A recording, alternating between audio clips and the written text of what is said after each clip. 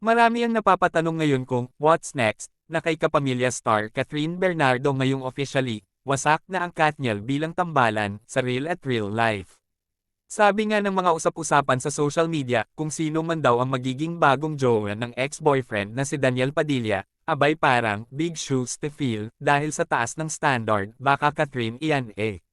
Napatunayan na ni Catherine na kayanan niyang umalis sa anino ng love team nila ni Daniel matapos ang tagumpay ng pelikulang Hello, Love, Goodbye na may hawak ng corona bilang highest-grossing Filipino movie of all time, na tambalan nila ni Kapuso star Alden Richards. At dahil technically ay single na nga si Catherine ay buwag na ang Katniel, marami na tuloy ang humihirit na fans ng dalawa na baka pwede na ulit gawin ang sequel ng pelikula. Baka pwede na raw ituloy ang pag-iibigan nina Joy Marie Fabregas at Ethan Del Rosario sa Hello, Love, Goodbye, Part 2. Say pa ng mga netizen, since wala namang napababalitang karelasyon si Alden, baka raw sila talaga ang nakatadhana sa isa't isa.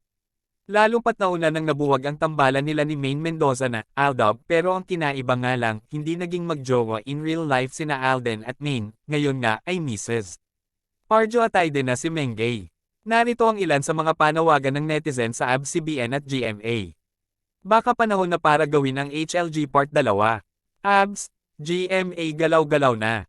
Cut din talaga yan hahaha. In fairness bagay naman sila kung sakali. Tutal uso na ang club at wala na network war, baka pwede mag-experiment ang ABS and GMA na unang team up na nasa kani-kanilang estasyon, bongga diba?